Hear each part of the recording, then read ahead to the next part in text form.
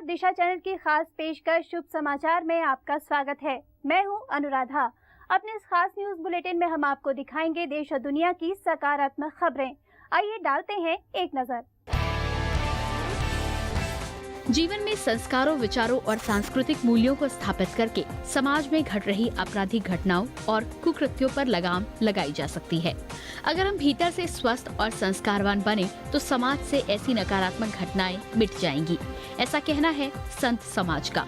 कुंभ नगरी में एकत्र तमाम संतों ने कहा कि संस्कार, गुरु ज्ञान और ईश्वर का स्मरण ही आदमी को संस्कारवान और विचारवान बनाता है, जिससे समाज में फैल रही बुराइयों पर रोक लगाई जा सकती है।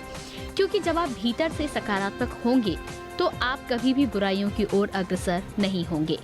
इसके साथ ही संतों ने दिल्ली में छात्रा संग घटी घटना को बेहद निंदनीय और मानवता को शर्मसार करने वाली करार दिया।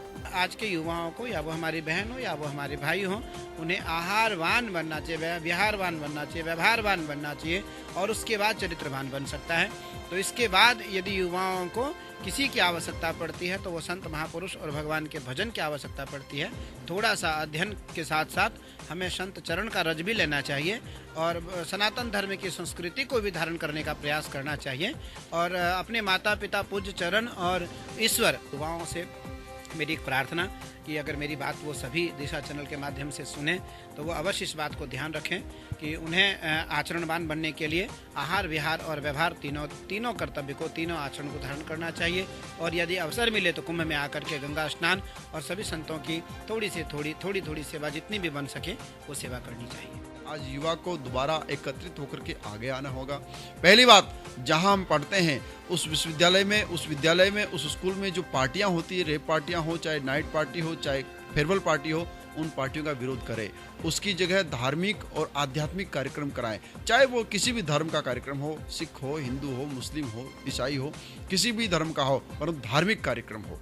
उपदेशों की बात करें, हमारे आदर्शों को सुने, आदर्शों के विषय पर चले और देशभक्ति के नाट्यक्रम के अंदर अपने लेके आए और पार्टियों को बंद करें। शराब और मांस का जो खुदरा कारोबार है, इसे नष्ट कराना होगा, इसे बंद कराना होगा। तब जाकर के हमारे इस देश में हमारी बहन बेटी महफूज रह पाएगी और हम उस चरित्रवान, उस महान भारत के नागरिक कहला पाएंगे, जिस भारत के ऊपर हमारे मनीषी देवतागण तक नाच करते हैं, पूरा विश्व नाच करता है। आज के आधुनिकता में जो खुलापन आ गया है पेरेंट्स में या दिल्ली संस्कृति में, इसी से कहीं न कहीं ये घटना पर हम का पुनरागमन हो जाता है, घटना हो जाती है। और इसकी निंदा क्या, आज जो शासन की ओर से और परिवार की ओर से, खासकर उस परिवार, जिस परिवार में उस बच्चा है या परिवार की जिम्मेदारी होती है, उसको इतना शिक्षित करें कि ताकि इस घटना का दोबारा शिकार न हो सके।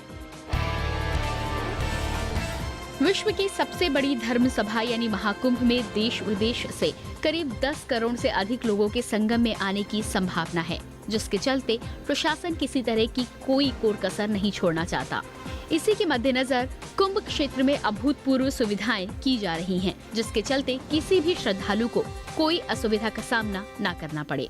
कुंभ जो 2013-14 जनवरी से आरंभ होके 10 मार्च तक चलेगा और इसके लिए व्यापक व्यवस्थाएं शासन के माध्यम से हम लोग यहाँ सुनिश्चित करा रहे हैं।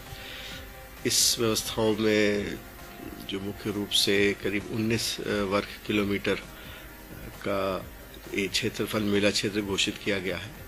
इसमें बड़ी संख्या में श्रद्धालु एक तो कल्पवास करेंगे, साधु संत कल्पवास करेंगे और साथ ही साथ तीर्थयात्री आएंगे स्नान करने। तो लगभग 18 पॉन्टून ब्रिज हम लोग निर्मित करा रहे हैं, जो लगभग 16 पूर्ण हो चुके हैं, 2 अभी पूर्ण होने हैं। 156 किलोमीटर की संपर्क मार्ग हम बना रहे हैं, चकर प्लेट्स का संपर्क मार्ग बनवा रहे हैं। जो शिविर लग रहे हैं उसमें बिजली की व्यवस्था, पानी की व्यवस्था, स्वच्छ पेयजल की। अभी के लिए बस इतना ही।